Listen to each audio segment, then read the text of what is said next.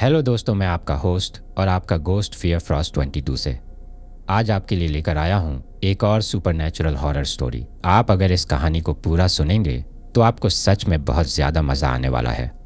साथ ही अगर आप पहली बार हमारे इस चैनल पर आए हैं तो चैनल को अभी सब्सक्राइब कर लीजिए। ऐसा करने से हमारी और आपकी नज़दीकियाँ बढ़ जाएगी और आगे आने वाली वीडियो आप तक आसानी से पहुँच जाएगी। तो ज़्यादा समय ना लेते हुए जल्दी से अपनी कहानी को शुरू करते हैं। दोस्तों, आज की हमारी कहानी संतोष जी की है, तो चलिए इस कहानी को हम उन्हीं के नज़रिए से सुनते हैं।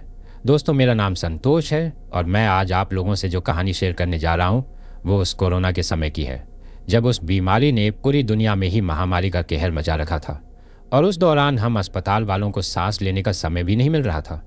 हम लोग रोज़ाना ज़िंदगी से एक नई जंग लड़ रहे थे। जब पूरे देश में कोरोना के बढ़ते हुए नंबरों को देखते हुए लॉकडाउन लगा हुआ था और मेरे साथ जो डरावनी घटना हुई थी वो उसी दौरान हुई थी जब देश में कोरोना अपने सबसे ज़्यादा पिक लेवल पर था। उस दौरान सरकार के द्वारा कई जगहों पर क्वारंटीन सेंटर बनाए गए थे, पर मुझे इस चीज़ का बिल्कुल भी अंदाज़ा नहीं था कि अस्पताल के अलावा दूसरी जगह पर कोरोना के मरीजों के लिए की जाने वाली बेड की व्यवस्था के कारण ही मेरे साथ वो डरावनी घटना होगी।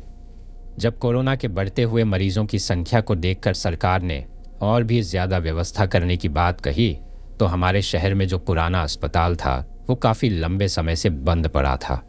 उसके सिर्फ एक हिस्से में छोटे बच्चों को पोलियो की दवा पिलाने का काम चालू था, बाकी का उसका पूरा का पूरा हिस्सा ही बंद पड़ा था।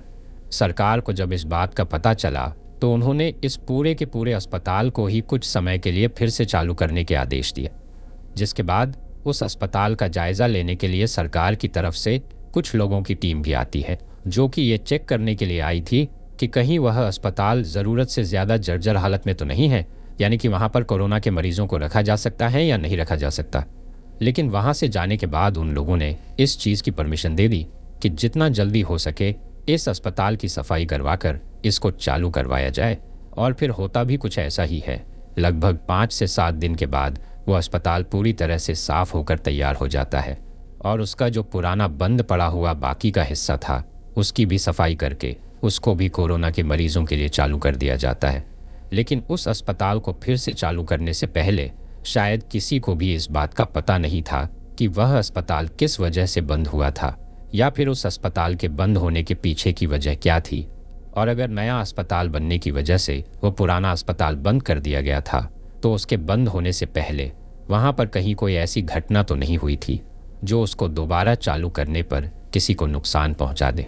अब सरकारी कामकाज में इन सब चीज़ों के बारे में ज़्यादा नहीं सोचा जाता है और फिर उस वक्त तो हालात भी कुछ ऐसे ही थे कि किसी के पास भी इन चीज़ों के बारे में सोचने का समय ही नहीं था।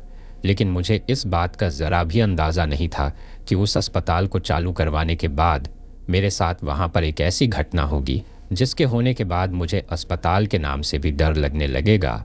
उस घटना के होने के बाद मुझे कई दिन उस डरावने हादसे के सदमे से बाहर आने में लगे। दरअसल उस अस्पताल को चालू करते ही मुझे भी इस चीज़ के आदेश आ जाते हैं कि आपको उसी जगह पर अपनी ड्यूटी करनी है, यानी कि उस पुराने अस्पताल में मेरी भी ड्यूटी लगा दी गई थी, जिसकी वजह से जिस दिन मुझे यह आदेश प्राप्त हुआ था उसके अगले दिन ही मुझे अपनी ड्यूटी उस अस्पताल में करनी थी। लेकिन जब मुझे वह आदेश प्राप्त हुआ तो उस आदेश को पढ़कर मैं काफ़ी ज़्यादा परेशान हो गया था, क्योंकि मुझे रात की ड्यूटी करने के आदेश मिले थे। इस चीज़ को देखकर मैं सोचता हूँ कि यार, अब रात के वक्त इन मरीज़ों को कौन देखेगा, क्योंकि एक तो मैं पहले से ही काफ़ी लंबे समय से दिन के वक्त पूरा दिन ड्यूटी कर रहा था, जिसकी वजह से मेरी हालत काफ़ी ज़्यादा ख़राब हो गई थी और शाम होते होते तो हालत ऐसी हो जाती थी कि खुद के पैरों पर खड़ा भी नहीं रहा जाता था। लेकिन अब मैं इस चीज़ से बिल्कुल अनजान था कि उस जगह पर ड्यूटी करने के दौरान मेरे साथ एक ऐसी घटना होगी जो कि मेरी रूह तक कँपा देगी। दरअसल जिस दिन रात के वक्त से मुझे अपनी ड्यूटी पर जाने के आदेश मिले थे, मैं उस रात मेरे तय समय पर उस अस्पताल में पहुंच जाता हूं। जब मैं वहां पर पहुंचता हूं तो मैं देखता हूं कि वो पूरा का पूरा अस्पताल खाली पड़ा हुआ है। लेकिन जब मैं उसे अस्पताल में घूम घूम कर यह देख रहा था कि कहीं कोई मरीज़ तो नहीं है, तो मुझे उस अस्पताल में कहीं भी कोई भी दिखाई नहीं दे रहा था। इसके साथ ही वो अस्पताल बहुत पुराना था, जिसकी वजह से रात के वक्त वो काफ़ी ज़्यादा डरावना भी लग रहा था। अभी मैं उस अस्पताल में इधर उधर घूम ही रहा था कि तभी मुझे बाहर की तरफ से किसी गाड़ी के आने की आवाज़ सुनाई देती है। तो मैं अपने तेज़ कदमों के साथ चलता हुआ बाहर की तरफ जाता हूँ, और जब मैं बाहर जाकर देखता हूँ तो मुझे उस गाड़ी से एक अधेड़ उम्र का आदमी उतरकर आता हुआ दिखाई देता है, जिससे बातचीत करने पर मुझे पता चला कि वो एक डॉक्टर है और उसकी भी इसी अस्पताल में नाइट ड्यूटी लगाई गई है। जब उसने मेरा नाम पूछा तो मैं उसे बताता हूँ कि हाँ, मैं ही राकेश हूँ। तो वो मुझे बताता है कि नाइट ड्यूटी में सिर्फ हम 2 ही लोगों की ड्यूटी लगी है। लेकिन हम लोगों के लिए ताज्जुब की बात यह थी कि उस अस्पताल में किसी भी मरीज़ को नहीं लाया गया था। यानी कि हमारी ड्यूटी तो वहाँ पर लगा दी गई थी, लेकिन किसी भी मरीज़ को उस जगह पर शिफ्ट नहीं किया गया था।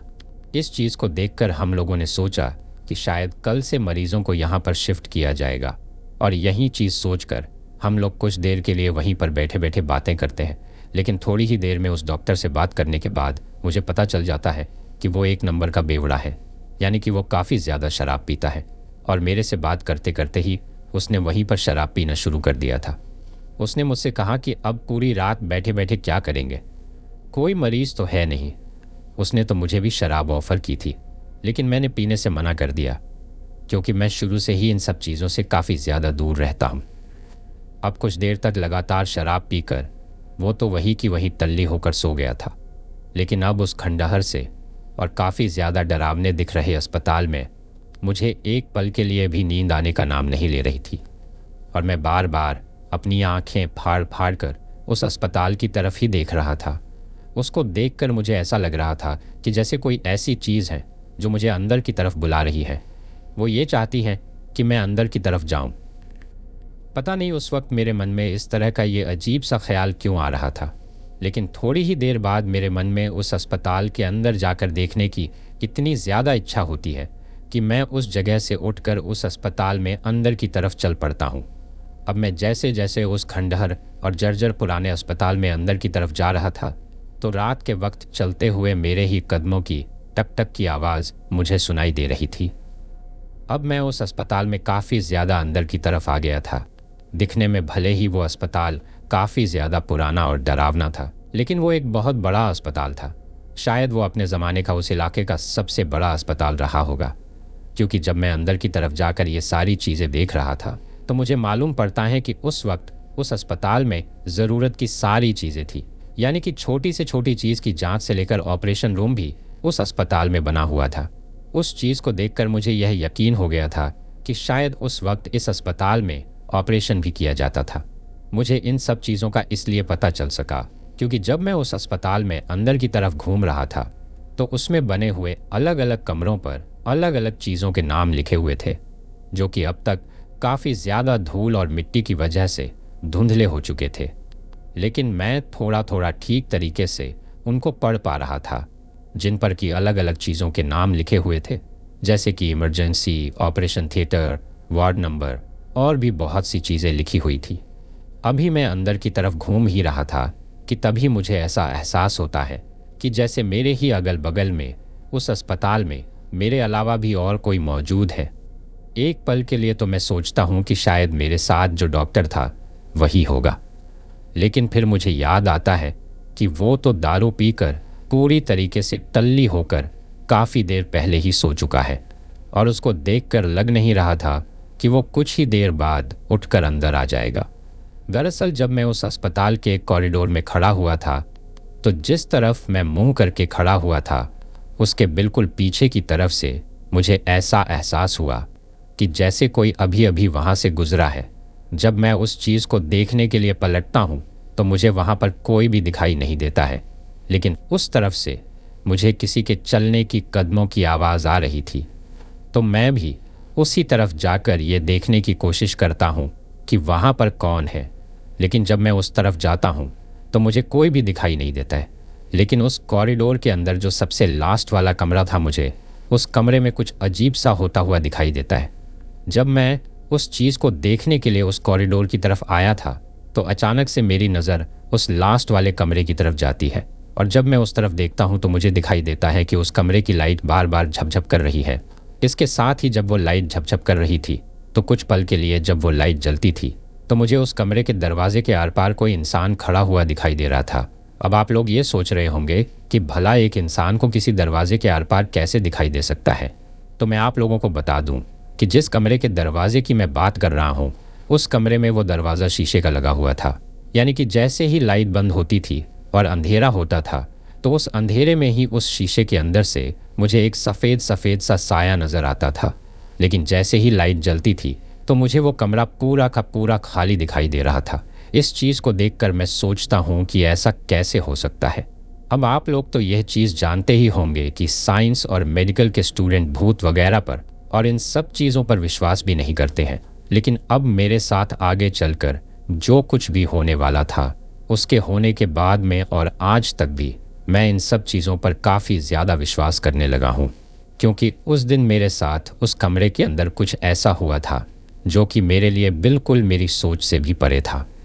दरअसल जब मुझे वो चीज़ बार बार उस कमरे के अंदर उस तरीके से होती हुई दिखाई देती है तो मैं सोचता हूँ कि मैं उस कमरे का जाकर बल्ब ही बंद कर दूँ, क्योंकि अगर वो लाइट बार बार इसी तरीके से झपझप करती रही तो शायद जल्दी ही वो बल्ब ख़राब हो जाएगा।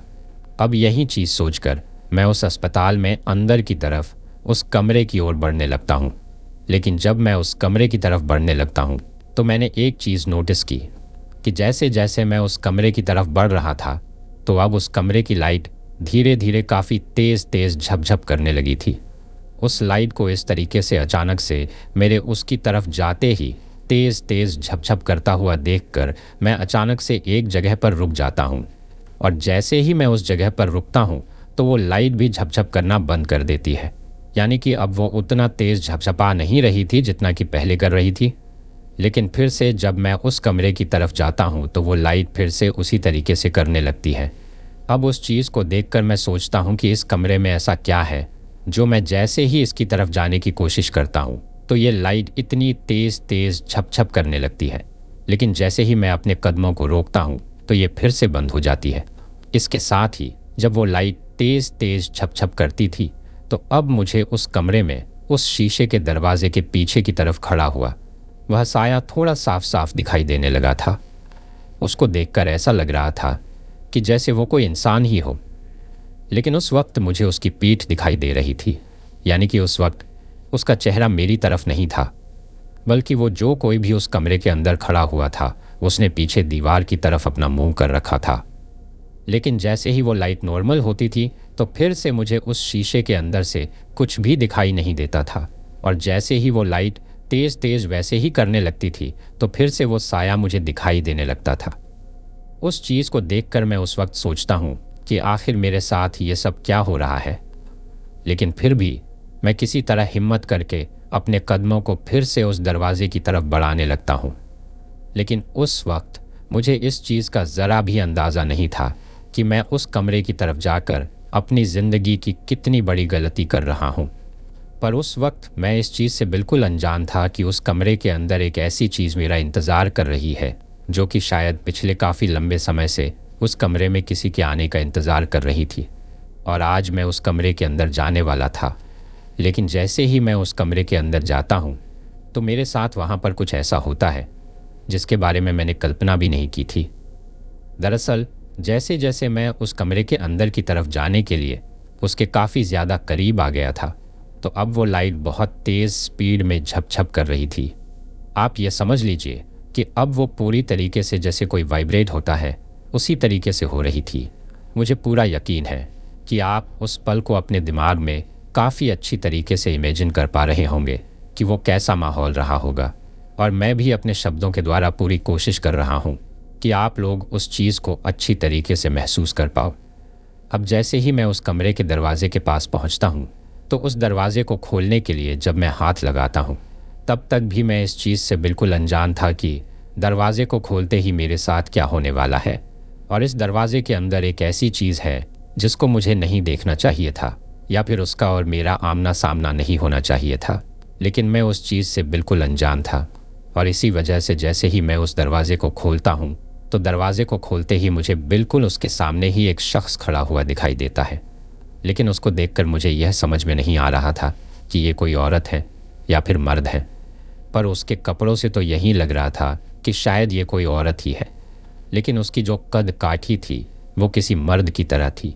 यानी कि जब मैं उस दरवाजे को खोलता हूँ तो दरवाज़ा खोलते ही मुझे दूसरी तरफ मुंह करके खड़ी हुई वो औरत दिखाई देती है। उस वक्त मेरी तरफ उसकी पीठ थी, पर जब मैं उसकी तरफ देखता हूँ तो मुझे दिखाई देता है कि उसने मर्दों की तरह तो अपने पैरों में जूतियाँ पहन रखी हैं और इसके साथ ही उसने एक घाघरा पहन रखा है जो कि काफ़ी ज़्यादा ऊंचा ऊंचा था। साथ ही उसने अपने सिर पर एक चुनरी ओढ़ रखी थी और पूरी बाजू का ब्लाउज़ पहन रखा था। लेकिन जब मेरी नज़र उसके हाथों की तरफ जाती है तो मुझे दिखाई देता है कि उसका वह ब्लाउज़ जगह जगह से फटा हुआ है और जिस जगह से वो फटा हुआ है वहाँ से हल्का हल्का सा खून झलक रहा है। इसके साथ ही मैं आप लोगों को एक बात और बता दूं कि जैसे ही मैंने उस दरवाजे को खोला और मुझे मेरे सामने वो औरत खड़ी हुई दिखाई दी तो उस दरवाजे को खोलते ही वह लाइट अब झपझप करना बंद कर देती है और वो पूरी तरीके से एक ही जगह पर जली रहती है। लेकिन जैसे ही मैं उस दरवाजे को खोलता हूँ और अभी मैंने आपको जो कुछ भी बताया वो सब मैंने सिर्फ 1 से 2 सेकंड के अंदर ही अपने दिमाग में बिठा लिया था, क्योंकि उस 1 से 2 सेकंड के बाद ही वहाँ पर मेरे साथ कुछ ऐसा हुआ था जिसकी वजह से मैं 2 कदम उछलकर पीछे की तरफ ज़मीन पर आकर गिरा था। दरअसल जैसे ही मैं उस दरवाजे को खोलता हूँ और सिर्फ एक ही पल के लिए मेरी नज़र उस औरत के ऊपर पड़ती है, लेकिन जैसे ही उस दरवाजे को खोलते हुए थोड़ा सा अंदर की तरफ अपने एक कदम को रखता हूँ तो वो औरत अचानक से पलटती है और पलटते ही इतनी ज़ोर से चीखती है कि उसकी वो चीखने की आवाज़ इतनी ज़्यादा भयंकर थी कि उस सुनसान रात में उस खंडहर से पुराने अस्पताल में जब वो चीज़ अचानक से मेरे साथ हुई तो मैं इतना ज़्यादा डर गया कि डर के मारे उछलकर 2 कदम पीछे गिर गया। अब आप लोग सोच रहे होंगे कि क्या मैं उस औरत के सिर्फ चीखने की वजह से ही डर कर पीछे की तरफ उछलकर गिर गया? तो मैं आप लोगों को बता दूं कि मेरे पीछे गिरने की वजह सिर्फ उस औरत का चीखना नहीं था, बल्कि जैसे ही वो पीछे की तरफ पलटकर यानी कि मेरी तरफ पलटकर चीखती है तो उसके पलटने के साथ ही मुझे उसका चेहरा और उसके आगे का हुलिया दिखाई देता है, जो कि इतना ज़्यादा डरावना था कि मैं आप लोगों को किस तरह से समझाऊं ये मुझे खुद को भी समझ में नहीं आ रहा है। पर जैसे ही वो मेरी तरफ पलटी तो मुझे दिखाई देता है कि वो कद काठी में तो पूरी तरीके से किसी मर्द की तरह ही है, यानी कि उसके हाथ पाँव, उसका सीना और उसका चेहरा भी बिल्कुल किसी आदमी की तरह ही काफ़ी ज़्यादा लंबा चौड़ा था। लेकिन थी वो एक औरत ही। पर जब वो मेरी तरफ पलटती है तो मुझे उसका वो डरावना चेहरा नज़र आता है जो कि उस वक्त पूरी तरीके से सड़ चुका था और इसके साथ ही उसकी आंखें भी पूरी की पूरी सफ़ेद थीं, जो कि उस खंडहर से अस्पताल में उस वक्त उसके उस डरावने रूप को और भी ज़्यादा डरावना बना रही थी।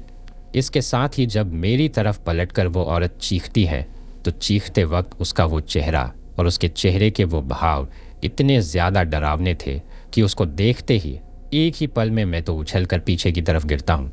मेरे पीछे की तरफ गिरते ही पहले तो वो औरत चीख रही थी, लेकिन जैसे ही उसको मैं डरकर पीछे की तरफ गिरता हुआ दिखाई देता हूँ तो फिर वो मेरी तरफ देखकर अपनी गर्दन को अजीब तरीके से थोड़ा सा इधर और थोड़ा सा उधर करती है और फिर अपनी गर्दन को थोड़ा इधर उधर करते हुए मेरी तरफ देखकर अजीब तरीके से मुस्कुराती है। लेकिन उस वक्त उसकी आंखों को देखकर यह समझ में नहीं आ रहा था कि वो किस तरफ देख रही है या फिर उसकी नज़र किधर है, क्योंकि उसकी आंखें पूरी की पूरी सफ़ेद थीं। उस चीज़ को अचानक से मेरे सामने देखकर मैं सोचने लगता हूँ कि आखिर आज मैं कैसी मुसीबत में फंस गया हूँ। लेकिन उस वक्त तक मुझे यह अंदाज़ा हो गया था कि ये जो कोई भी है ये बहुत ही भयंकर है। शायद यही चीज़ मुझे बार बार अंदर की तरफ आने का एहसास करवा रही थी और मैं इसके जाल में फंसकर यहाँ पर आ गया। अब मुझे अपने आप पर काफ़ी ज़्यादा पछतावा हो रहा था।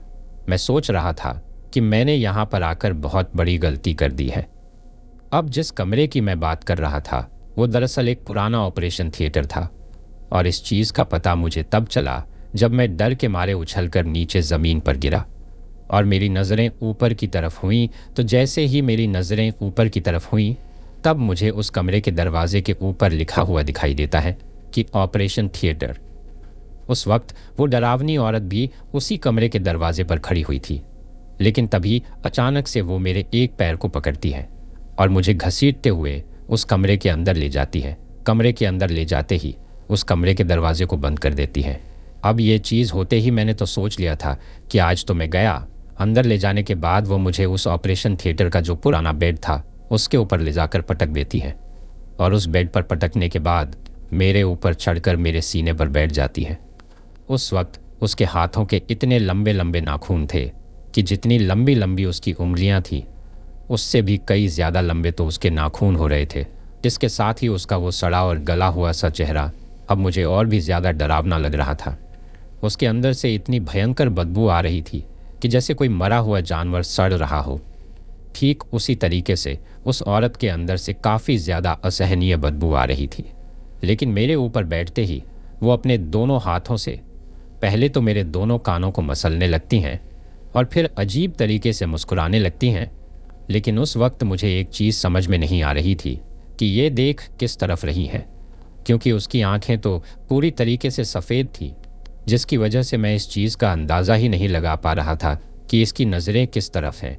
लेकिन फिर थोड़ी ही देर में वो पहली बार अपने मुंह से कुछ बोलती है और जब वो बोलती हैं तो मुझे पहली बार उसकी आवाज़ सुनाई देती है।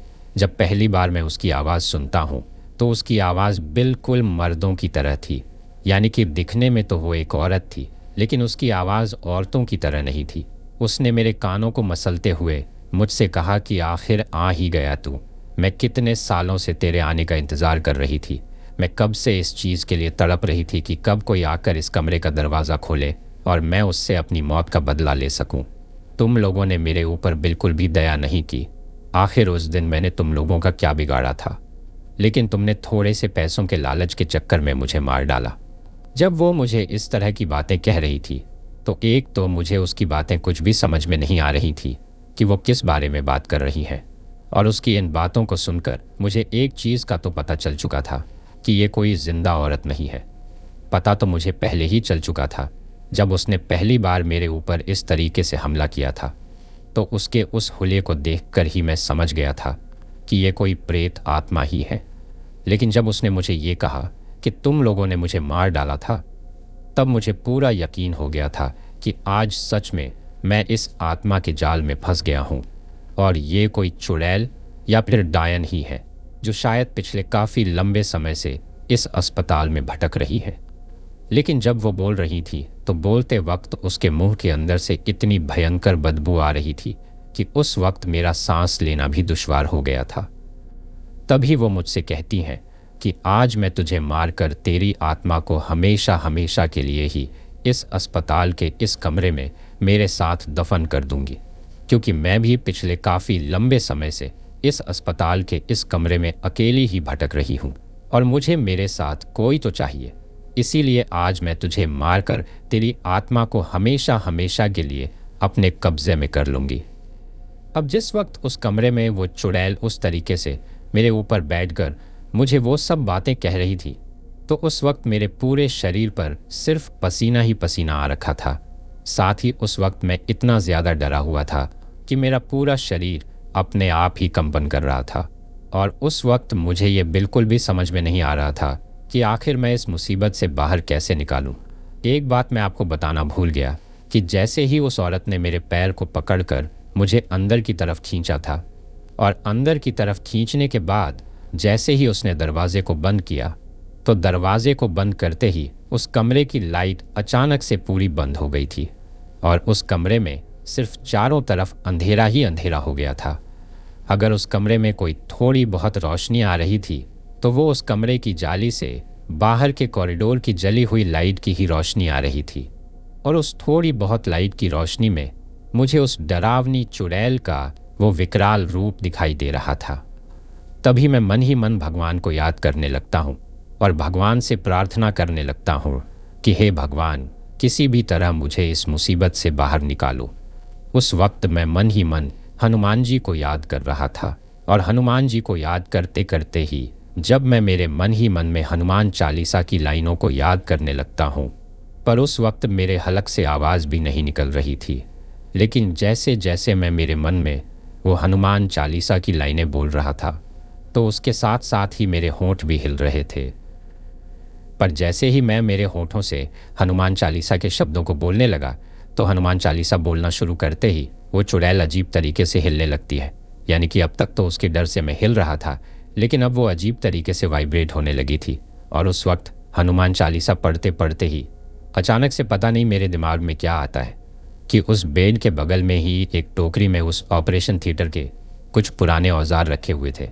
तो जब वो चुड़ैल मेरे सीने के ऊपर बैठी हुई थी तो अचानक से मेरा एक हाथ टोकरी की तरफ जाता है और उस टोकरी में एक चाकू की तरह ही कुछ बड़ा सा औजार रखा हुआ था, जो कि शायद किसी ज़माने में उस ऑपरेशन थिएटर में ऑपरेशन करने के काम आता होगा। अब उस वक्त मैं कुछ भी नहीं कर रहा था, यानी कि ना ही मैं अपने हाथ को उस तरफ लेकर जा रहा था और ना ही मैंने उस औजार को अपने हाथ में अपनी मर्जी से उठाया था, बल्कि वो सब कुछ उस वक्त शायद अपने आप ही हो रहा था। अब जैसे ही मैंने उस औजार को अपने हाथ में उठाकर उस चुड़ैल की तरफ किया तो वो चुड़ैल अचानक से मेरे ऊपर से उछलकर नीचे फर्श पर गिर जाती है और वो किसी बच्चे की तरह उस औजार से डरने लगती है। वो अपने दोनों हाथों को अजीब तरीके से अपने आप को बचाने के लिए करने लगती है। उस वक्त मुझे ऐसा लग रहा था कि जैसे मेरे शरीर के अंदर कोई और ही एनर्जी आ गई हो। अब मैं बार बार उस चुड़ैल को अपने हाथ में वो औजार दिखाते हुए उसकी तरफ वार कर रहा था और मेरे मुंह से लगातार हनुमान चालीसा की लाइनें चल रही थीं। अब वो चुड़ैल खिसकते खिसकते एक कोने में चली गई थी और उसके बाद मैं उसको वो औजार दिखाते दिखाते ही उस कमरे के दरवाजे के पास आता हूँ।